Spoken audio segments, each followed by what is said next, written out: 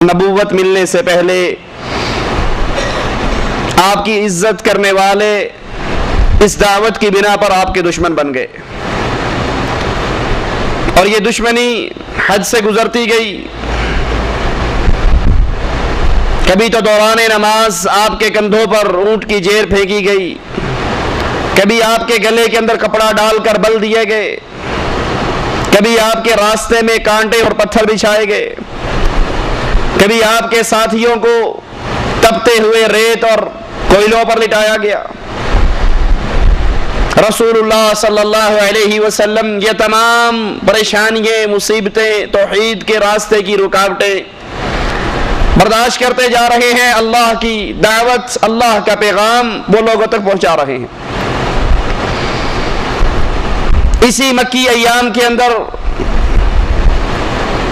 جب نوبت یہاں تک پہنچ جاتی ہے کہ کفار مکہ اللہ کے نبی علیہ السلام کے قتل کی پلاننگ شروع کر دیتے ہیں، اللہ عز و جل اپنے نبی علیہ السلام کو مزید اپنی نشانیاں دکھانے کے لیے آسمانوں پر بلاتا ہے، آپ کو معراج کروائی جاتی ہے۔ اب اس معراج کے حوالے سے بھی ہمارے ملکوں کے اندر، انڈیا پاکستان کے اندر بڑے عجیب و غریب قسم کے واقعات، بڑے عجیب و غریب قسم کے عقائد بڑے مشہور ہیں۔ جو ہی رجب کا مہینہ آتا ہے،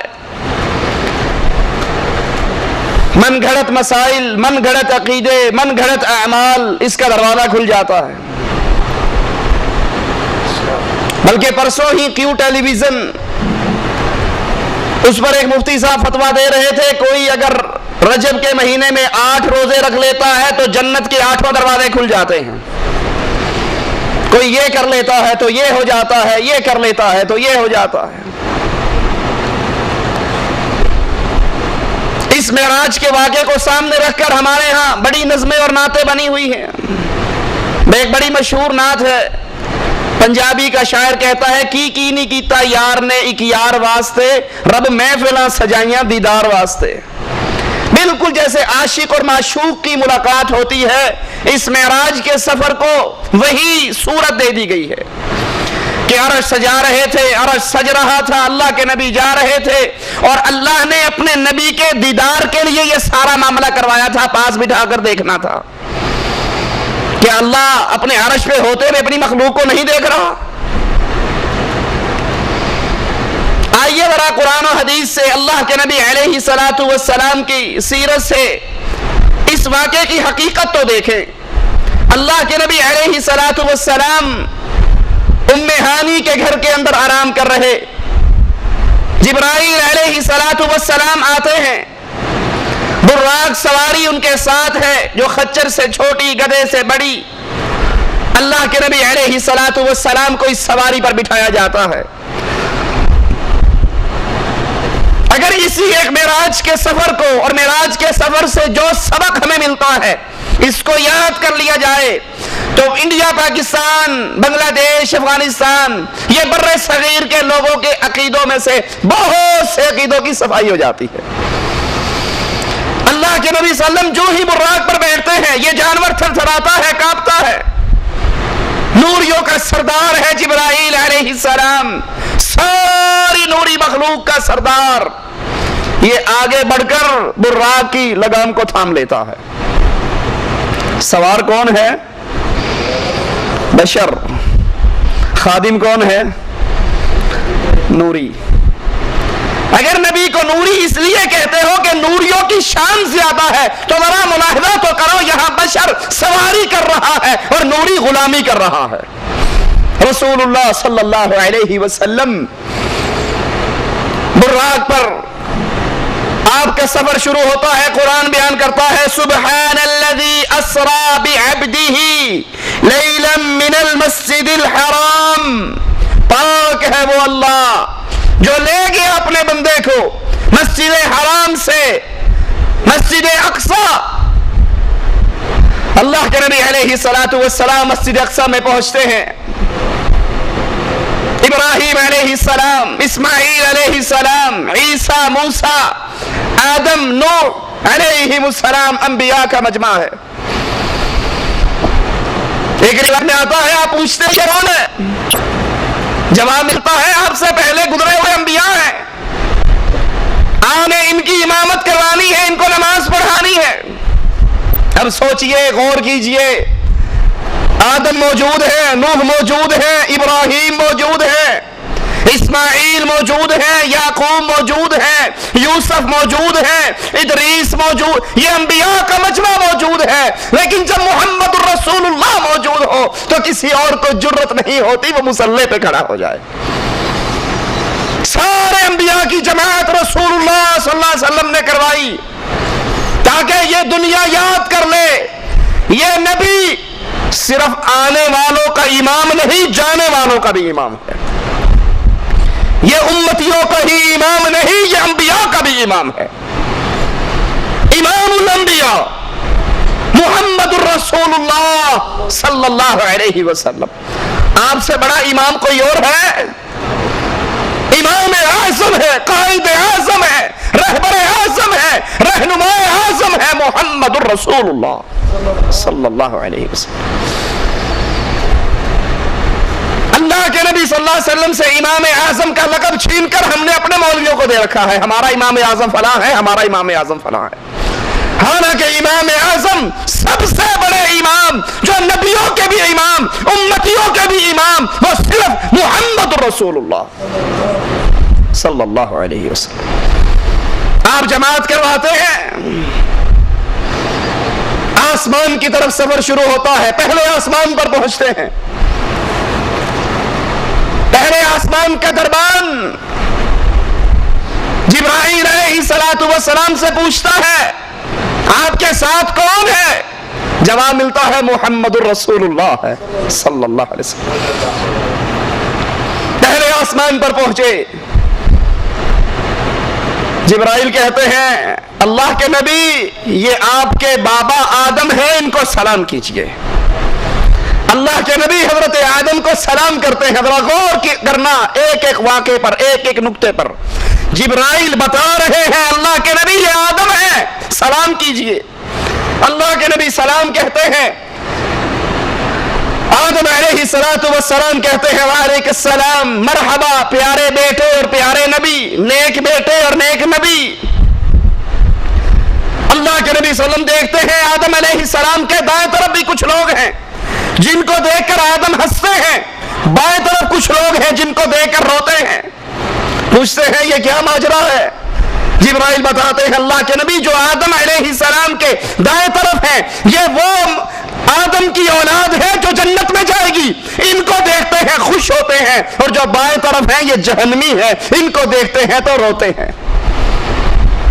اللہ کے نبی علیہ السلام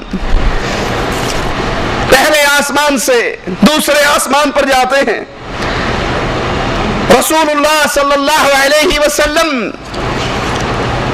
جبرائیل ساتھ ہے، آسمان کا فرشتہ سوال کرتا ہے، جبرائیل سے پوچھتا ہے آپ کے ساتھ کون ہے؟ وہی جواب ملتا ہے کہ محمد الرسول اللہ صلی اللہ علیہ وسلم میرے ساتھ ہے۔ اللہ کے نبی علیہ السلام دوسرے آسمان پر پہنچتے ہیں، حضرت عیسیٰ اور حضرت یحییٰ ان دونوں نبیوں سے اللہ کے نبی علیہ السلام کی ملاقات دوسرے آسمان پر ہوتی ہے۔ عیسیٰ علیہ السلام درمیانہ قد، سرخ و سفید رنگ، بال آپ کے کھڑے ایسے جیسے ابھی نہا کر آئے ہیں، آپ ان کو سلام کہتے ہیں، یہ آپ کا سلام کا جواب دیتے ہیں مرحبا صالح نبی، صالح بھائی۔ رسول اللہ صلی اللہ علیہ وسلم تیسرے آسمان پر پہنچتے ہیں، حضرت یوسف علیہ السلام سے رسول اللہ صلی اللہ علیہ وسلم کی ملاقات ہوتی ہے، آپ انہیں سلام کہتے ہیں، اور اللہ کے یہ نبی یوسف، اللہ نے ان کو حسن اور خوبصورتی کا ایک بڑا وافر حصہ عطا کیا ہے۔ رسول اللہ صلی اللہ علیہ وسلم चौथे आसमान पर पहुंचते हैं, दरबान आसमान का जिब्राइल अलैहिस्सलाम से वही बातें दोहराता है, आप वही जवाब देते हैं। यहां चौथे आसमान पर रसूलुल्लाह सल्लल्लाहु अलैहि वसल्लम की मुलाकात हजरत इदरीस अलैहिस्सलातु वस्सलाम से होती है। अल्लाह के नबी पांचवें आसमान पर हजरत हारून अलैहिस्सलातु वस्सलाम से मुलाकात हुई, आपने सलाम कहा, उन्होंने जवाब दिया मरहबा प्यारे भाई और प्यारे नबी। रसूलुल्लाह सल्लल्लाहु अलैहि वसल्लम छठे आसमान पर पहुंचते हैं और यहां आपकी मुलाकात मूसा अलैहिस्सलातु वस्सलाम से होती है। आप सलाम कहते हैं, हजरत मूसा जवाब देते हैं। जब अल्लाह के नबी आगे बढ़ते हैं तो मूसा अलैहिस्सलातु वस्सलाम रोने लग जाते हैं। जिब्राइल अलैहिस्सलातु वस्सलाम पूछते हैं क्या माजरा है? वो कहते हैं ये नबी मुझसे बाद में आने वाले, लेकिन इसकी उम्मत मेरी उम्मत से ज्यादा होगी और अहले जन्नत के अंदर भी इसकी उम्मत की तादाद बाकी नबियों की उम्मतों से ज्यादा होगी। ये सोचकर मैं खुशी से मेरे आंसू निकलते हैं। रसूलुल्लाह सल्लल्लाहु अलैहि वसल्लम सातवें आसमान पर पहुंचते हैं। अल्लाह के नबी अलैहिस्सलातु वस्सलाम की मुलाकात हजरत इब्राहीम अलैहिस्सलातु वस्सलाम से होती है। इब्राहीम बैत मामूर जो फरिश्तों की मस्जिद है, इसका टेक लगाकर बैठे हुए, ये वो मस्जिद है जिसके बारे में रसूलुल्लाह सल्लल्लाहु अलैहि वसल्लम ने फरमाया बैत मामूर में रोजाना 70,000 फरिश्ता नमाज पढ़ता है, लेकिन सुनो जो फरिश्ता एक नमाज पढ़ लेता है दोबारा क़यामत तक उसका नंबर ही नहीं आता। इतनी बड़ी तादाद अल्लाह के फरिश्तों की। इब्राहीम अलैहिस्सलातु वस्सलाम, जिब्राइल कहते हैं ऐ नबी ये आपके बाप इब्राहीम है, उनको सलाम कीजिए। अल्लाह के नबी अलैहिस्सलातु वस्सलाम सलाम करते हैं। इसके बाद आपको सिदरतुल मुंतहा पर, सिदरतुल मुंतहा बेरी का एक दरख्त है, अल्लाह के नबी अलैहिस्सलातु वस्सलाम फरमाते हैं ये दरख्त इसके बेर जैसे हजर के मटके हो, आपने देखा होगा अपने इलाकों में घड़े, ये उन मटकों जितने बेर है, इसके पत्ते हाथी के कान के बराबर हैं। जिब्राइल ने बताया यहां से 4 नहरें निकलती हैं, 2 दुनिया वालों के लिए हैं और 2 अहले जन्नत के लिए हैं, दुनिया वालों से पोशीदा है। जमीन से जितने फरिश्ते ऊपर बढ़ते हैं यहां आकर रुक जाते हैं, ऊपर से जितने फरिश्ते उतरते हैं वो भी यहां आकर रुक जाते हैं। जो इन्होंने लेना होता है यहां से ले लेते हैं और जो इन्हें दिया जाता है वो यहां पर दिया जाता है। रसूलुल्लाह सल्लल्लाहु अलैहि वसल्लम के सामने दूध का प्याला, शराब का प्याला और शहद का प्याला पेश किया जाता है। अल्लाह के नबी अलैहिस्सलातु वस्सलाम दूध का प्याला लेते हैं और इसे पी लेते हैं। जिब्राइल अलैहिस्सलातु वस्सलाम फरमाते हैं कि ये अल्लाह का शुक्र है, आपने फितरत को कबूल किया, आपकी पूरी उम्मत फितरत पर है और आप भी फितरत पर हैं। यहां रसूलुल्लाह सल्लल्लाहु अलैहि वसल्लम पर 50 नमाजें फर्ज की जाती हैं। रसूलुल्लाह सल्लल्लाहु अलैहि वसल्लम वापिस आते हैं, हजरत मूसा अलैहिस्सलाम के पास से गुजर होता है। मूसा अलैहिस्सलातु वस्सलाम पूछते हैं क्या मिला, मेराज का तोहफा क्या है? आप फरमाते हैं नमाजें फर्ज हुई हैं 50 नमाजें। मूसा अलैहिस्सलातु वस्सलाम फरमाते हैं ऐ अल्लाह के नबी मुझे बनी इसराइल का तजर्बा है, आपसे पहली उम्मत की तरफ मैं भेजा गया, ये इतनी नमाजें नहीं पढ़ सकेंगे, जाइए अल्लाह से दरखास्त कीजिए अल्लाह इन नमाजों में तखफीफ कर दे। रसूलुल्लाह सल्लल्लाहु अलैहि वसल्लम वापस जाते हैं, नमाजें 40 हो जाती हैं, फिर आते हैं, फिर मूसा अलैहिस्सलाम पूछते हैं कितनी रहेगी, जवाब दिया जाता है इतनी नमाजें हैं। वो कहते हैं दोबारा जाइए अल्लाह से फिर दरखास्त कीजिए अल्लाह आपकी नमाजों को मजीद कम कर दे, इस उम्मत से इतनी नमाजें नहीं पढ़ी जाएंगी। अल्लाह के नबी फिर जाते हैं, फिर वापस आते हैं, मूसा अलैहिस्सलाम फिर दोबारा भेजते हैं और इस तरह बार बार आने जाने के बाद रसूलुल्लाह सल्लल्लाहु अलैहि वसल्लम आकर बताते हैं कि 5 नमाजें रह गई हैं, अल्लाह ने बाकी नमाजें माफ कर दी। मूसा अलैहिस्सलातु वस्सलाम फरमाते हैं बनी इसराइल का मुझे तजर्बा है, इस उम्मत के पास मैं जाकर देख चुका हूं, ये नमाजें भी मुश्किल हैं, आप जाइए अल्लाह से दरखास्त कीजिए 5 में से भी कमी करे। रसूलुल्लाह सल्लल्लाहु अलैहि वसल्लम फरमाते हैं मैं राजी हो चुका हूं, मैं इस अमर को पसंद कर चुका हूं, अब मैं वापस जाते हुए शर्म आती है। अल्लाह अज़्ज़ा व जल फरमाता है नबी میں نے آپ کی امت پر رحمت کی، میں نے آپ کی امت پر رحمت والا معاملہ کیا اور ان نمازوں میں تخفیف کی، لیکن سنیے یہ میرے نزدیک وہی 50 ہے، اللہ کی باتیں تبدیل نہیں ہوا کرتی، میرے نزدیک وہی 50 ہے۔ آپ کی امت میں سے جو 5 نمازیں پڑھے گا اس کے لیے تو 5 ہوگی، لیکن اللہ عز و جل اس کے نامہ اعمال کے اندر 50 کا ثواب لکھے گا۔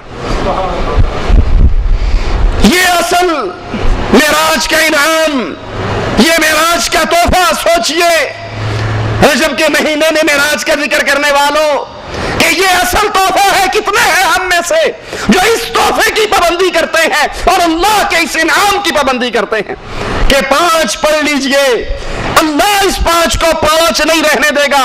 اللہ کی باتیں تبدیل نہیں ہوتی، اللہ کے کلمات تبدیل نہیں ہوتے۔ تم تو 5 پڑھو گے لیکن اللہ عز و جل اس 5 کے بدلے میں تمہیں 50 کا ثواب عطا کرے گا۔ اللہ کی رحمت تو بہت زیادہ ہے۔ اسی موقع پر اللہ عز و جل نے اپنے رسول علیہ السلام کو یہ خوشخبری بھی سنائی، آپ کی امت میں سے جو انسان بغیر شرک کیے میرے پاس آئے گا اس کے گناہ کتنے ہوں، ایک شرک نہ ہونے کی وجہ سے میں اس کے سارے گناہوں کو معاف کر دوں گا۔ ایک نیکی کا بدلہ 10 نیکی ہے۔ انسان نیکی کا ارادہ کرے گا، ارادے کرنے پہ نیکی مل جائے گی، نیکی کر گزرے گا 10 گنا ثواب ہوگا، اللہ چاہے گا تو اس کو 700 گنا تک بڑھا دے گا۔ برائی کا ارادہ کرے گا، برائی کا ارادہ کرنے پر برائی نہیں لکھی جائے گی، برائی کا ارادہ کرے گا، برائی کے ارادے پر گناہ نہیں لکھا جائے گا، اور اگر یہ گناہ کر گزرے گا تب بھی صرف 1 لکھا جائے گا، 2 نہیں ہوں گے۔ لیکن نیکی کا ارادہ اس پہ ثواب، نیکی کر لے 10 گنا اور چاہے تو 700 گنا تک بڑھا دے۔ اور اسی موقع پر رسول اللہ صلی اللہ علیہ وسلم کو سورۃ بقرہ کی آخری 2 آیات کی خوشخبری دی گئی۔ یہ خزانہ اسی موقع پر اس کی خوشخبری دی۔ رسول اللہ صلی اللہ علیہ وسلم فرماتے ہیں اسی موقع پر میں نے جبرائیل علیہ السلام کو اس کی اوریجنل اصلی شکل کے اندر اس کو اس کی اصلی حالت میں دیکھا۔ میں نے جبرائیل کے پر گننے شروع کیے، اس کے 600 پر تھے اور اس نے اپنے 600 پروں میں سے صرف 2 پر کھولے تھے اور مجھے اوپر سے کوئی چیز افق پہ سے نظر نہیں آ رہی تھی۔ اتنی ہیبت ناک اللہ کی مخلوق۔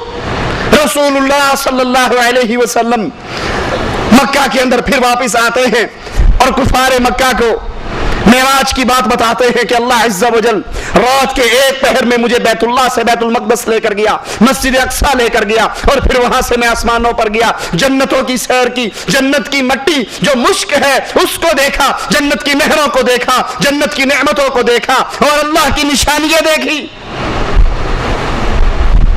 کفار مکہ کہتے یہ کوئی ماننے والی بات ہے؟ رات کے 1 پہر میں بیت اللہ سے بیت المقدس 6 مہینے کا اونٹوں کا سفر، یہ رات کے 1 پہر میں کیسے ہو سکتا؟ ابو جہل دوڑتا ہوا ابو بکر کے پاس جاتا ہے اور کہتا ہے ابو بکر کیا عقل مانتی ہے اس بات کو کوئی بندہ رات کے 1 پہر میں بیت اللہ سے چلے بیت المقدس پہ جائے، پھر آسمانوں پہ جائے، جنت دیکھے، جہنم دیکھے، واپس آ جائے؟ کیا عقل مانتی ہے؟ کیا ایسا پاسبل ہے، ممکن ہے؟ ابو بکر کہتے نہیں ایسی بات نہیں ہے، غلط ہے یہ۔ کہا پتا ہے یہ دعویٰ کس نے کیا ہے؟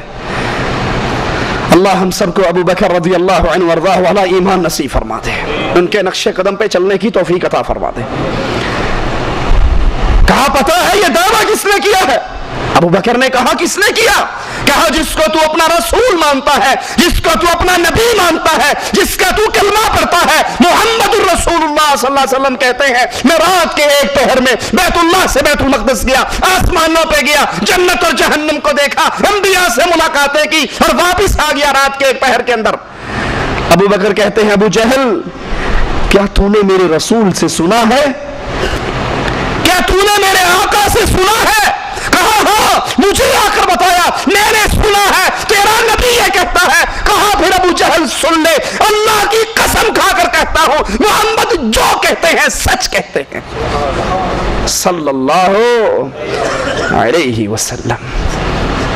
ابو جہل حیران، کہتا ہے ابو بکر عقل مانتی ہے؟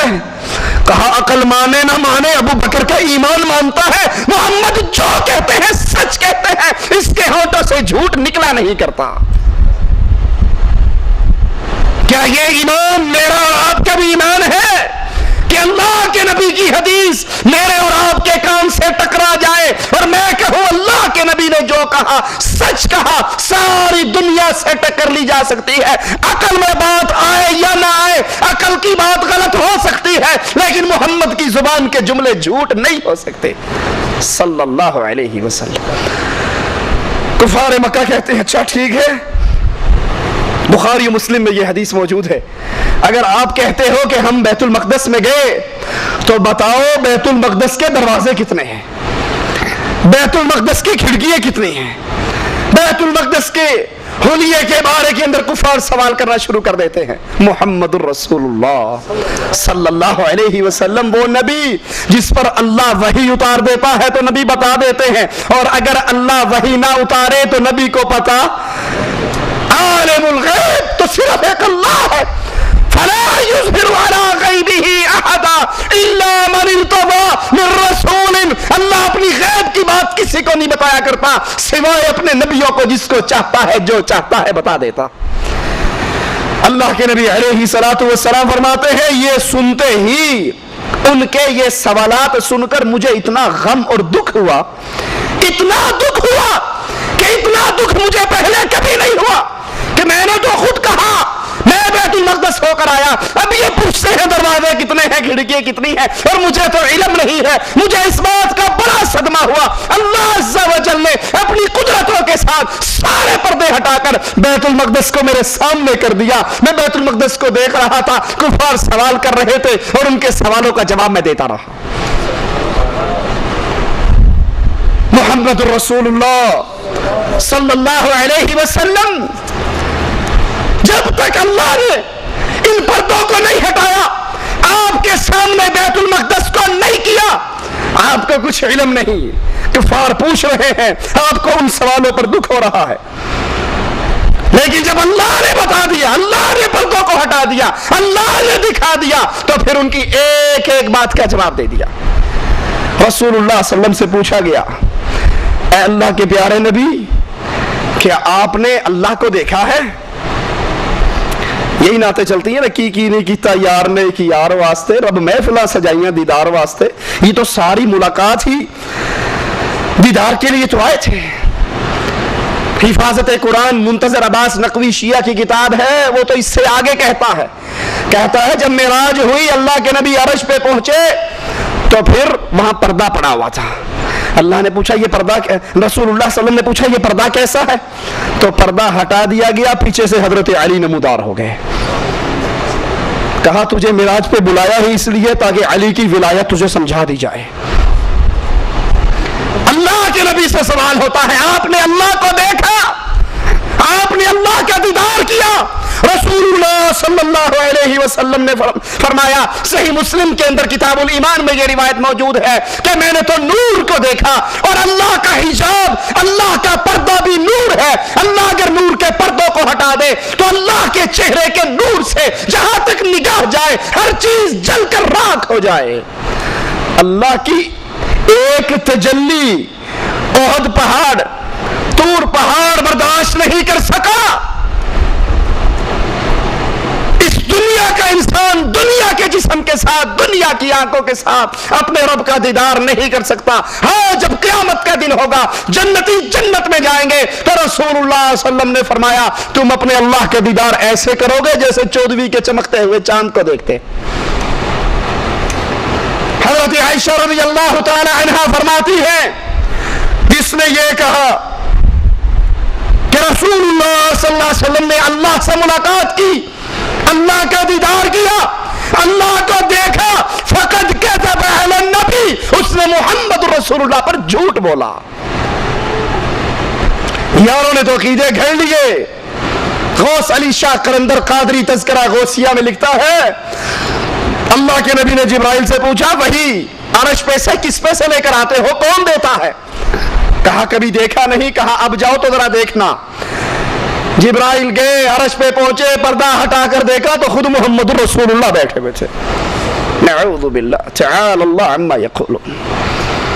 और यहाँ हज़रत आयशा कहती है जिसने ये कहा अल्लाह के नबी ने अल्लाह को देखा, मेराज के सफर में अर्श पे गए, अल्लाह का दीदार हुआ, की नहीं कीता यार ने एक यार वास्ते, ये महफिल सजी है दीदार वास्ते, फकत कज़ब अला नबी, वो मोहम्मद पर झूठ बोलता है सल्लल्लाहु अलैहि वसल्लम। कुछ लोग कहते हैं ये मेराज खाम में हुआ, ये रूहानी हुआ, ये जिस्मानी मेराज नहीं। गलत है ये बात। रसूलुल्लाह सल्लल्लाहु अलैहि वसल्लम को मेराज जिस्मानी हुआ। कुरान हकीम बयान करता है वन्नज्मि इज़ा हवा, तारे की कसम जब गायब होने लगे, मा दल्ला साहिबुकुम व मा गवा, तुम्हारे साथी यानी मोहम्मद सल्लल्लाहु अलैहि वसल्लम ना रास्ता भूले हैं ना भटके हैं, व मा यंतिकु अनिल हवा, और ये जो तुम्हारे रसूल अलैहि सलातु वस्सलाम हैं ये अपनी ख्वाहिश से कोई बात नहीं करते, इन हुवा इल्ला वह्युन यूहा, ये तो आसमान से जो वही आती है उस वही को ही आगे बयान करते हैं, ये वही बात कहते हैं जो इस पर वही की जाती है। अल्लमहु शदीदुल कुवा, इनको निहायत ताकत वाले फरिश्ते ने, निहायत कुव्वत वाले फरिश्ते ने तालीम दी है। ज़ू मिर्रतिन फस्तवा, वो बड़ी ताकत वाला है। वह हुवा बिल उफुकिल अला, जिस वक्त वो आसमान की एक तरफ ऊंची जगह के अंदर था, सुम्मा दना फतदल्ला, तो वो अपनी असली सूरत के अंदर सारा का सारा नबी सल्लल्लाहु अलैहि वसल्लम के सामने आकर खड़ा हो गया। अल्लाह के नबी ने फरमाया सिदरतुल मुंतहा के मकाम पर जाकर मैंने जिब्राइल को उसकी ओरिजिनल शक्ल में देखा जिसके जिस्म के 600 पर थे। मालिक भी कहता है सुम्मा दना फतदल्ला, फिर वो अपनी असली सूरत में सारा का सारा अल्लाह के नबी सल्लम के सामने आकर खड़ा हुआ, फिर करीब हुआ, उनकी तरफ झुका, फकाना क़ाब क़ौसैनि औ अदना, अल्लाह के नबी और जिब्राइल के दरमियान सिर्फ 2 कमानों के बराबर या इससे भी कम फासला रह गया। कहने वाले कहते हैं यहां से मुराद अल्लाह है कि अल्लाह रसूल इतने करीब हुए कि 2 कमान का फासला रह गया। झूठ बोलते हैं ये कहने वाले। और मोहम्मद रसूलुल्लाह की सच्ची हदीस है, सही मुस्लिम है, किताबुल ईमान है। आप फरमाते हैं अल्लाह का हिजाब नूर है, अगर अल्लाह अपने हिजाब को नूर के पर्दों को हटा दे तो जहां तक निगाह जाए मालिक के नूर से हर चीज जलकर खाक हो जाए। फअौहा इला अब्दिही मा औहा, तो फिर जिब्राइल अलैहिस्सलातु वस्सलाम अल्लाह के नबी के करीब हुए। उस वक्त अल्लाह ने अपने बंदे पर जो वही भेजनी चाहिए भेजी। मा कज़बल फुआदु मा रआ, जो कुछ रसूलुल्लाह सल्लल्लाहु अलैहि वसल्लम ने देखा दिल ने इसे झूठ ना जाना। अफतुमारूनहु अला मा यरा, तो क्या जो कुछ वो देखते हैं तुम इसके बारे में इनसे झगड़ा करते हो। रसूलुल्लाह सल्लल्लाहु अलैहि वसल्लम अपने जिस्म के साथ गए, आपको जिस्मानी मेराज हुई, अल्लाह के नबी ने अंबिया से मुलाकात की, और ये आपका मौजज़ा था मोहम्मद रसूलुल्लाह सल्लल्लाहु अलैहि वसल्लम का मौजज़ा।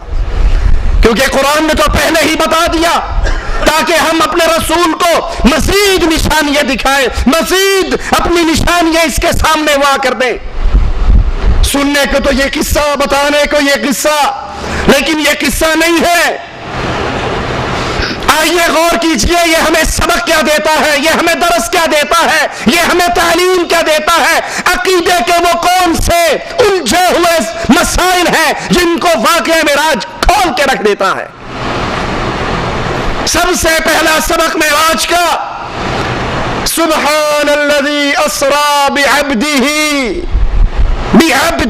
गौर कीजिए इस लफ्ज पर, पाक है वो अल्लाह, अस्रा जो ले गया, बिअब्दिही बिनूरिही नहीं, जो अपने नूर को नहीं लेकर गया, बिअब्दिही जो अपने बंदे को लेकर गया। मेराज की ये आयत हमें खोल कर बता रही है मोहम्मद रसूलुल्लाह नूर मिन नूरिल्लाह नहीं है। अस्सलातु वस्सलामु अलैका या नूर मिन नूरिल्लाह कहने वाले अल्लाह पर बहतान बांधते हैं, अल्लाह की जात में शिर्क करते हैं। मालिक तो कहता है बिअब्दिही, मैं अपने बंदे को लेकर गया।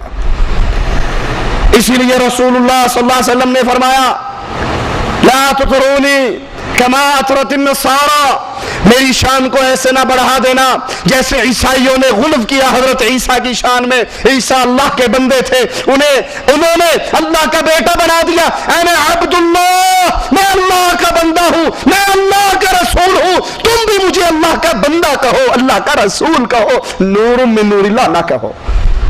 پہلا مسئلہ معراج سے ثابت ہوا, ان آیات سے ثابت ہوا کہ اللہ کے نبی صلی اللہ علیہ وسلم اللہ کے بندے تھے, اللہ کا نور نہیں تھے. دوسری بات, رسول اللہ صلی اللہ علیہ وسلم معراج کا یہ واقعہ ہمیں سبق دیتا ہے کہ اللہ کے نبی حاضر ناظر نہیں تھے. جو کہتے ہیں نا دم بدم پڑھو درود, حضرت بھی ہیں یہاں موجود, بکواس کرتے ہیں, جھوٹ بولتے ہیں. ان مولویوں کو معراج کا یہ واقعہ سناؤ, مان لیتے ہیں. اگر تم کہتے ہو طاہر القادری صاحب کے پاس بھی رسول اللہ آئے, مولوی زکریا صاحب کے پاس بھی صوفی اقبال ان کے شاگرد نے لکھا بہجت القلوب کے اندر کہ اللہ کے نبی آئے, فضائل حج اور فضائل درود سن کر گئے. اگر تم کہتے ہو الیاس قادری کے ملتان کے اجتماع میں رسول اللہ صلی اللہ علیہ وسلم آتے ہیں, تو انہیں بتاؤ معراج کے واقعے میں تم نے سنایا سارے انبیاء موجود تھے, لیکن آدم, عیسیٰ, موسیٰ, ابراہیم علیہم السلام کے ہوتے ہوئے مصلی امامت پہ کوئی اور نہیں چڑھ سکا کیونکہ محمد رسول اللہ موجود تھے. اگر تمہارے جلسے کے اندر بھی رسول اللہ آتے ہیں, میلاد کے اندر کرسی سجتی ہے, تو تقریر کرنے کے لیے طاہر القادری کیوں بیٹھتا ہے؟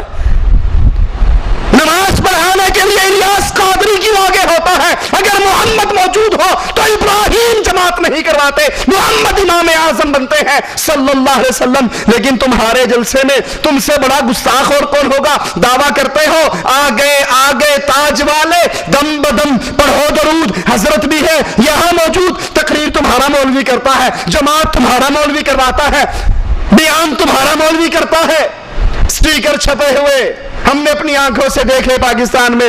سنا ہو ہر عاشق کے گھر تشریف لاتے ہو, ہمارے گھر میں بھی ہو جائے چراغا یا رسول اللہ. اللہ کے نبی حاضر ناظر ہے جب چاہتے ہیں. مقالات قاسمی کے اندر سید قاسمی, احمد سعید قاسمی ملتان والا بابا, وہ اپنی کتاب کے اندر لکھتا ہے اللہ کے نبی ہر وقت ہر جگہ پہ حاضر ہے, ناظر ہے, رحمت پہنچاتے ہیں, پہنچانے کی طاقت رکھتے ہیں, ہر کسی کا حال جانتے ہیں, ہر طرح کی قدرتوں کے مالک ہیں. پھر بتاؤ معراج پہ براق کیوں آیا تھا؟ اللہ کے نبی حاضر ناظر تھے, بیت اللہ میں بھی تھے, مسجد اقصی میں بھی تھے. پھر یہ جبرائیل سواری لے کر کیوں آئے تھے؟ آپ تو پہلے سے وہاں موجود تھے. آسمانوں کا فرشتہ بھی وہابی لگتا ہے کہ اس نے پوچھا آپ کے ساتھ کون آیا ہے, اسے نہیں پتا, نبی تو حاضر ناظر ہے, پہلے سے یہاں بیٹھے. اس نے کیوں پوچھا کون آیا ہے؟ آپ بیت اللہ میں تھے تو بیت المقدس خالی تھا, جب آپ بیت المقدس میں پہنچے بیت اللہ خالی تھا, جب آپ پہلے آسمان پر پہنچے تو پوری دنیا خالی تھی. محمد رسول اللہ صلی اللہ علیہ وسلم دنیا پہ نہیں تھے. موسیٰ علیہ السلام آپ کو بھیجتے ہیں جاؤ. موسیٰ کیوں کہتے ہیں جاؤ؟ اگر نبی حاضر ناظر ہے تو موسیٰ کو تو پتا ہے یہاں بھی ہے, وہاں بھی ہے, ادھر بھی ہے اور ادھر بھی ہے. دوسرا سبق معراج, قصہ معراج, واقعہ معراج آپ کو ہمیں کیا سکھاتا ہے؟ کہ اللہ کے رسول حاضر نہیں ہے, ناظر نہیں ہے. ایک اللہ ہے جو اپنے عرش پہ مستوی ہے, اس کا علم, اس کا اس کی قدرت, اس کی طاقت, اس کا کنٹرول ہر چیز کو ہر وقت گھیرے ہوئے ہے, لیکن وہ بھی حاضر نہیں, اپنے عرش پر مستوی ہے. تیسرا سبق واقعہ معراج میں ہمیں کیا دیا؟ کہ محمد رسول اللہ صلی اللہ علیہ وسلم امام اعظم ہیں, قائد اعظم ہے, رہبر اعظم ہے. ان کے ہوتے ہوئے کوئی اور امام نہیں بن سکتا, کوئی اور قائد نہیں بن سکتا. آپ بھی اپنے بنائے ہوئے, اپنے گھڑے ہوئے, اپنے تراشے ہوئے بزرگوں کو چھوڑ کر صرف ایک بزرگ کا دامن پکڑ لو, اور وہ بزرگ نہ رائمنڈ والا, نہ دیوبند والا, نہ بریلی والا, نہ کوفے والا, نہ بغداد والا, وہ بزرگ ہے محمد رسول اللہ صلی اللہ علیہ وسلم. اس کو کیوں پکڑ لو کہ قرآن کہتا ہے وما ينطق عن الهوى. انڈیا والے بزرگ اپنی مرضی سے بولتے ہیں, بغداد والے اپنی مرضی سے بولتے ہیں, رائمنڈ والے اپنی مرضی سے بولتے ہیں, اور محمد عرش والے کی مرضی سے بولتے ہیں صلی اللہ علیہ وسلم. اللہ کے نبی کے علاوہ نہ کوئی قائد اعظم ہے, نہ کوئی امام اعظم ہے. یہ قائد بھی ہے, امام بھی ہے, رہنما بھی ہے, لیڈر بھی ہے, نبی بھی ہے, مرشد بھی ہے. جس کو یہ مرشد مل جائے اسے کوئی اور پیر پکڑنے کی ضرورت نہیں رہتی. چوتھا سبق معراج ہمیں کیا دیتی ہے؟ یہ ایک واقعہ ہمیں کیا بتاتا ہے کہ محمد رسول اللہ عالم الغیب نہیں ہے. عالم الغیب ہوتے تب جبرائیل نے کہا تھا اللہ کے نبی یہ بابا آدم ہے ان کو سلام کرو, تو نبی کو کہنا چاہیے تھا کہ جبرائیل لگتا ہے تو بھی بابی ہے, تو مجھے بتا رہا ہے یہ آدم ہے, میں تو عالم الغیب ہوں, ما کان وما یکون, جو ہو گیا جو ہونے والا ہے یہ ساری باتیں ہمارے سامنے واضح ہیں. انڈیا کے ایک بزرگ نے قانون شریعت کتاب لکھی, ہمارے پاس موجود ہے, اس میں کہتے ہیں پوری کائنات نبی کے سامنے ایسے ہے جیسے یہ ہاتھ اور پیالہ ہو, ایک ایک چیز کو دیکھ رہے, ہمارے عملوں کو جانتے ہیں. تو پھر جب جبرائیل نے کہا یہ آپ کے بابا ہیں تو نبی نے کیوں نہیں ٹوکا, مجھے کیوں بتاتا ہے, مجھے تو پہلے سے پتا ہے یہ آدم ہے. پھر جب اللہ نے 50 نمازیں فرض کی, اللہ کے لیے غور کیجئے, آپ سے چندوں کا سوال نہیں, عقل کو استعمال کیجئے, اللہ کے رسول کی باتوں پہ غور کیجئے, اپنے ایمان کو سدھار لیجئے. ہماری نظریں آپ کی جیب پر نہیں ہے, آپ کے جسم اور جان پہ ہے. اللہ کے لیے اپنے عقیدے کو سیدھا کر لے, جس کا عقیدہ سیدھا ہو جاتا ہے اس کی جنت کی راہ سیدھی ہو جاتی ہے. وہ اور ہوں گے جو 11ویں کے نام پہ, تیجوں کے نام پہ, کنڈوں کے نام پہ کھانے والے ہوں گے. ہم کھانے والے نہیں, آپ کی جان کو آگ سے بچانے والے ہیں. اللہ کی رحمت سے دعوت یہ ہے توحید کو سدھار لو, عقیدے کو سیدھا کر لو. جس کا عقیدہ سیدھا ہو گیا, رب نے اپنے نبی کو سدرۃ المنتہا پہ یہ خوشخبری دی تھی, جو شرک کے بغیر میرے پاس آئے گا سارے گناہوں کو معاف کر کے جنت کے وارث بنا دوں گا. اللہم اجعلنا منہم ومعہم وفیہم. اللہ کے نبی پر 50 نمازیں فرض ہوئی. اللہ کے نبی عالم الغیب ہوتے تو وہی کہتے اللہ ابھی جتنی کم کرنی ہے ایک ہی دفعہ کم کر دے, بار بار کیوں چکر لگوائے گا. خود غور کر لو, موسیٰ علیہ السلام اپنے تجربے کی بنیاد پر کہتے ہیں میں پہلے دنیا والوں کے پاس جا چکا ہوں, اتنی ساری نہیں پڑھیں گے, جاؤ کم کرواؤ. جب اللہ نے 40 کی تو نبی وہاں نہیں کہہ سکتے تھے کہ آخر آپ نے 5 ہی دینی ہے نا, میرے پھیرے ضرور مروانے ہیں, یہی ختم کرو, جو 5 دینی ہے 2 میں جاؤں. اللہ کے نبی عالم الغیب نہیں, عالم الغیب فلا یظہرہ علی غیبہ احدا, غیب دان صرف ایک اللہ ہے, عالم الغیب صرف ایک اللہ ہے. نبیوں کو جتنا بتا دیا جاتا ہے پتہ لگ جاتا ہے, اور جو بات رب چھپا لیتا ہے اس کا پتہ نہیں لگتا. ایک اور سبق اس واقعہ معراج سے ہمیں ملتا ہے. رسول اللہ صلی اللہ علیہ وسلم اللہ کا دیدار نہیں کرتے, عرش پہ نہیں پہنچتے, عرش پہ پاؤں نہیں رکھتے, بلکہ وہ سدرۃ المنتہا سے اوپر جہاں تک مالک نے چاہا وہ لے گیا, اور پھر صرف نور کو, اللہ کے نور کے حجاب کو دیکھا اور واپس آ گئے. یہ دعویٰ کرنے والے کہ اللہ کے نبی عرش پہ گئے, اللہ سے ملاقات ہوئی, آمنا سامنا ہوا, دیدار ہوا ایک دوسرے کا, یہ دعویٰ کرنے والے حضرت عائشہ بتاتی ہیں جھوٹ بولتے ہیں. محمد رسول اللہ صلی اللہ علیہ وسلم نے اپنے رب کا دیدار, اور خود اللہ کے نبی نے فرمایا میں نے تو نور کو دیکھا. اللہ کے لیے, دین کے لیے وقت نکالیے, اپنے ایمان اور عقیدے کی اصلاح کیجئے. ہر وہ عمل جو دین کے نام پہ اسلام میں داخل ہو رہا ہے اس کو کاٹ ڈالیے. وہ بدعات, وہ اعمال جو رسول اللہ صلی اللہ علیہ وسلم کے نام پر, دین کے نام پر, اسلام کے نام پر دنیا میں مشہور ہو رہے, اس کو لائیے قرآن و حدیث پہ پیش کیجئے.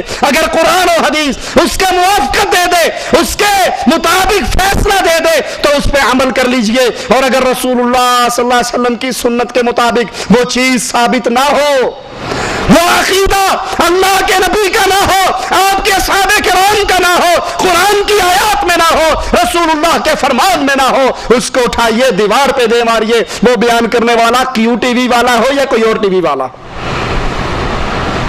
یہ دین کے نام پر بے دینی پھیلانے والے چینل, واللہ اللہ سے ڈر کے کہتا ہوں انڈیا کی انگلش فلموں کے چینل اتنے خطرناک نہیں ہے اس امت اسلام کے لیے جتنے خطرناک یہ کیو ٹی وی کی شکل کے اندر شرک پھیلانے والے چینل ہے. اس کے ذریعے ایمان کا بیڑا غرق ہوتا ہے. فلم دیکھ کر تو صرف انسان گناہگار ہوتا ہے, اور کیوں ٹی وی کی بکواسات سن کر ہو سکتا ہے انسان ایمان سے ہی فارغ ہو جائے. اس لیے اللہ سے ڈریے, قرآن حکیم کو لازم پکڑیے, دن کے اندر 10 منٹ 15 منٹ آدھا گھنٹہ نکالیے, اس قرآن کا ترجمہ پڑھیے, تفسیر پڑھیے, اس قرآن سے ہدایت لیجئے. صحیح بخاری ہر گھر میں ہر کمرے میں رکھیے, صحیح بخاری کو حرز جا بنائیے, ہر مسئلہ آپ کو درپیش ہو اللہ کے نبی کی حدیثوں کو کھولیے, اس پہ عمل کیجئے. اللہ سے دعا ہے اللہ ہمارے گناہوں کو معاف فرما دے, اللہ ہماری خطاؤں کو معاف فرما دے, اللہ ہماری سیاہ کاریوں کو معاف فرما دے, اللہ ہمیں زندہ رکھے, ایمان پہ رکھے, اللہ ہمیں موت دے اس حال میں دے, اللہ ہم سے راضی ہو, ہم اپنے اللہ سے راضی ہوں. اقول قولی هذا واستغفر الله لي ولكم ولسائر المسلمين فاستغفروه انه هو الغفور الرحیم. بچی اور بچے کے عقیقے میں کیا فرق ہے؟ بچہ اگر اس کا عقیقہ کرنا ہے تو 2 جانور ہیں اور بچی کے لیے 1 جان ہے. ہم دیکھتے ہیں جب طلاق دیتے ہیں تو اسی دن عورت کو گھر سے نکال دیتے ہیں. کیا یہ صحیح ہے؟ کتنی مرتبہ طلاق بولنا چاہیے؟ کتنے دن کی عدت ہونی چاہیے؟ طلاق دینے کے بعد عورت کو فوراً گھر سے نہیں نکالنا چاہیے, بلکہ وہ عدت کے دن اپنے خاوند کے گھر کے اندر, اگر پہلی طلاق ہے یا دوسری طلاق ہے تو پھر وہ خاوند کے گھر کے اندر اپنے عدت کے دن گزارے. 3 طہر اس میں خاوند کو اجازت ہے شریعت کی طرف سے, وہ چاہے رجوع کر لے, اور اگر وہ رجوع نہیں کرتا تو عدت گزرنے کے بعد ان دونوں کو دوبارہ نکاح کی اسلام اجازت دیتا ہے. اور جب طلاق دی جائے, اگر انتہائی مجبوری کی حالات بن جائیں تو صرف 1 دفعہ کہا جائے کہ تجھے طلاق ہے, طلاق طلاق طلاق, 3 فائر نہ ماریں, اور پھر حلالہ کروانے کے لیے بے غیرت مولویوں کے پاس چکر نہ ماریں. یہ حلالہ نہیں, یہ حرامہ ہے, اور 1 دفعہ 3 طلاق کہنا بھی درست نہیں ہے, صرف 1 ہی کہنا چاہیے. اور اگر کسی نے غلطی میں 3 طلاق کہہ بھی دی ہے تب بھی 1 ہوتی ہے, 3 نہیں ہوتی. کیا مردے کو دفن کرتے وقت اذان دینی چاہیے؟ رسول اللہ صلی اللہ علیہ وسلم کی کسی حدیث سے ثابت نہیں ہے کہ مردے کو قبر میں اتار کے اذان دینی چاہیے. اگر وہ نمازی تھا تو پہلے نمازیں پڑھتا تھا. اب جو قبر ہے یہ دارالحساب ہے, یہ دارالعمل نہیں ہے. یہاں تو حساب و کتاب شروع ہو گیا. اب آپ کس کو نمازیں پڑھا رہے ہیں اذان دے کے؟ ایک آدمی کہتا ہے اس کے ساتھ ٹونا کیا گیا ہے جبکہ وہ نماز کا پابند بھی ہے, اس کو برے برے خیالات آتے ہیں. اگر کسی نے کسی پر جادو وغیرہ کر دیا ہے, کروایا ہے, یا شیاطین کا کوئی اثر ہے, تو اس اللہ کے بندے کو چاہیے کہ سورۃ بقرہ مستقل ڈیلی اس کی تلاوت کرے, پڑھے. اللہ کے نبی صلی اللہ علیہ وسلم نے فرمایا جس گھر میں سورۃ بقرہ پڑھی جائے وہاں سے شیطان بھاگ جاتا ہے. رات کو سونے کے اذکار پڑھیں, صبح اٹھنے کی دعائیں پڑھیں, گھر میں آنے جانے کے اذکار پڑھیں, تو شیطان ویسے ہی بھاگ جائے گا. کیا نکاح یعنی شادی سے پہلے 1-2 مہینے پہلے حق مہر دیا جا سکتا ہے تاکہ لڑکی والوں کے گھر کے کام آ سکے, یا صرف نکاح کے وقت ہی دیا جا سکتا ہے؟ جو حق مہر طے ہو گیا ہے, آپ نکاح پہ دینا چاہتے ہیں نکاح پہ دے دیں, نکاح سے پہلے دینا چاہتے ہیں وہ آپ کی مرضی ہے, لیکن وہ آپ پر واجب تبھی ہے جب آپ کا نکاح ہوتا ہے. ہو سکتا ہے حق مہر لے لیں اور نکاح نہ دیں, پھر کیا کرو گے؟ مال بھی جائے گا. اس لیے جب نکاح ہو اس وقت حق مہر دیں, لیکن اگر آپ سمجھتے ہیں کہ ان کو ضرورت ہے, سامان بنانا ہے یا کوئی اور معاملہ ہے, پہلے بھی دیں تو واللہ عالم, میرے علم میں کوئی حرج نہیں ہے. سلام پھیرتے وقت دونوں طرف دیکھنا ہے یا ایک طرف؟ دونوں صورتیں جائز ہیں. یہ سوال ہے ٹیلی فون پہ نکاح کے متعلق کہ لوگ ٹیلی فون پہ نکاح کر لیتے ہیں. ٹیلی فون پہ نکاح اگر انتہائی مجبوری ہے, آپ کو چھٹی نہیں ملتی, آپ نہیں جا سکتے, اور پھر آپ نے نکاح کے بعد یہاں بلانا ہے, تو وہ بھی ایسی صورت میں کہ جب آپ قبول کرتے ہیں, ایجاب و قبول ہوتا ہے, وہ ایسا جہاز ہو جس پہ آواز بلند ہو, اور چند لوگ آپ کے پاس بھی آواز سننے والے اور کچھ ان کے پاس بھی آواز سننے والے, ٹھیک ہے, صرف لڑکی لڑکے کی آپس کی گفتگو نہ ہو, کسی کو پتہ نہیں اس نے کیا کہا اور اس نے کیا کہا ہے. وہ جو گواہ بنیں گے نکاح پر, وہ گواہ تبھی بنیں گے جب آپ کی آواز سنیں گے. تو ایسا معاملہ اگر انتہائی مجبوری کے اندر ہو تو بعض علماء نے اس کی اجازت دی ہے, واللہ اعلم. وطروں میں 2 رکعت کے بعد اتحیات نہ بیٹھنا. رسول اللہ صلی اللہ علیہ وسلم کی حدیث ہے, آپ نے فرمایا جب تم 3 رکعت وطر پڑھو تو مغرب کی مشابہت نہ کرو. مغرب میں 2 رکعت پڑھ کے تشہد بیٹھا جاتا ہے, لیکن وطر جب پڑھو تو اللہ کے نبی نے فرمایا مغرب کی مشابہت نہ کرو, یعنی پہلی رکعت پڑھ کے کھڑے ہو جاؤ, دوسری پڑھ کے کھڑے ہو جاؤ, اور تیسری کے اندر صرف 1 تشہد بیٹھو. جب ایک مرتبہ نماز باجماعت ہو جائے تو اسی جگہ دوبارہ امام جماعت کرا سکتا ہے یا نہیں؟ کچھ لوگ کہتے ہیں کہ جب ایک جگہ نماز باجماعت ہو جائے تو وہاں یا اس جگہ یعنی مصلی پر نہیں کرانی چاہیے. یہ بنائی ہوئی باتیں ہیں, کوئی ایسی بات نہیں ہے. اگر آپ آئے ہیں اور جماعت ہو چکی ہے, اس کو روٹین نہ بنائیں نماز سے تاخیر ہونا, لیکن اگر کبھی تاخیر ہوگی, آپ آ گئے, نماز کا سلام پھر گیا اور آپ کے ساتھ 2-4 ساتھی ہیں, تو آپ کھڑے ہو کے جماعت کرا سکتے ہیں. حدیث میں آتا ہے ایک صحابی آئے اور نماز کا وقت گزر گیا تھا, تو اللہ کے نبی صلی اللہ علیہ وسلم نے فرمایا کون ہے, نماز کا وقت نہیں, نماز ہو چکی تھی, سلام پھر چکا تھا, جماعت ختم ہو گئی تھی, آپ نے فرمایا کون ہے جو اپنے بھائی پر صدقہ کرے. ٹھیک ہے, تو اس مسجد میں جماعت تو ہو چکی تھی, پھر آپ نے دوسری جماعت کا حکم کیوں دیا؟ واللہ اعلم. سبحانک. جی اگر اجازت دے دو. جی جی سوال کا تعلق عقیدے سے. ہاں جی. سوال میرا یہ ہے کہ جب بھی آپ نے ابھی فرمایا کہ نبی کریم صلی اللہ علیہ وسلم نے بیت المقدس میں سارے انبیاء علیہ السلام کو نماز پڑھی, الحمدللہ میرا عقیدہ ہے. مگر جو نور اللہ کہنے والے لوگ ہمیں یہ کہتے ہیں کہ آپ کہتے ہیں جو دنیا سے چلا گیا اس زمین پہ آتا ہی نہیں, تو نبی کریم صلی اللہ علیہ وسلم نے سارے انبیاء علیہ السلام کو بیت المقدس میں نماز کیسے پڑھائے, سارے وسلم کیسے, تو اس کی تھوڑی سی وضاحت کیجیے تاکہ شک شبہ دور ہو جائے. جزاک اللہ خیر. بھائی نے سوال کیا کہ اللہ کے انبیاء سارے بیت المقدس میں اکٹھے ہوئے اور آپ نے وہاں پر سارے انبیاء کو نماز پڑھائی, تو قرآن و حدیث تو یہ کہتا ہے جو مر کے چلا گیا وہ دوبارہ اس دنیا پہ نہیں آتا. تو یہ معجزہ ہے, یہ اللہ کے نبی صلی اللہ علیہ وسلم کا معجزہ ہے, اور معجزہ وہ ہوتا ہے جو عقل میں نہ آئے, جو عام روٹین نہ ہو, جو کام آؤٹ آف روٹین ہو, اس کو معجزہ کہتے ہیں. موسیٰ علیہ السلام نے لاٹھی پھینکی, اب لاٹھی ہے لیکن وہ اژدہا بن گئی. اب یہ بات عام روٹین میں نہیں ہے, ہر بندہ لاٹھی پھینک کے اس کو اژدہا نہیں بنا سکتا, اسی اژدہے کو پکڑا وہ پھر لاٹھی بن گئی. تو تمام انبیاء کا وہاں پر اکٹھا ہونا اور آپ صلی اللہ علیہ وسلم کا نماز پڑھانا یہ معجزہ ہے, اور اللہ کے نبی کو جتنے معجزے دیے گئے اہل سنت والجماعت ان تمام معجزوں پر اپنا ایمان رکھتے ہیں. یہ معجزہ ہے, روٹین کی بات نہیں. آپ جو کہتے ہو کہ ہر جمعرات کو آتے ہیں کھیرے کھا کر جاتے ہیں, یہ تو آپ نے روٹین بنائی ہے. ٹھیک ہے, انبیاء کا معجزہ ہے. عیسیٰ علیہ السلام کو معجزہ دیا, مر جاتا, وہ مردے کو کہتے قم باذن اللہ, اللہ کے حکم سے کھڑا ہو, وہ کھڑا ہو جاتا. یہ انبیاء کے معجزے ہیں. انبیاء کے معجزے اور چیز ہیں اور روٹین کی باتیں اور چیز ہیں. واللہ اعلم.